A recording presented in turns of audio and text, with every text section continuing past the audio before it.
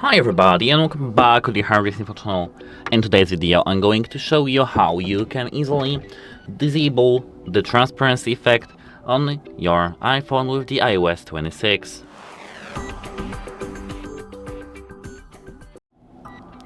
So, here we do have our iPhone, and at first we need to head over to the settings here. Now we have to scroll down till we see the accessibility options. We have to tap that, and here we have to tap on display and text size. As you can see, reduce transparency, improve contrast by reducing transparency and blurs on some backgrounds to increase legibility. Let's tap on the switch, and now our transparency is reduced and disabled. That's it, hope it helps you and have a nice day. Goodbye!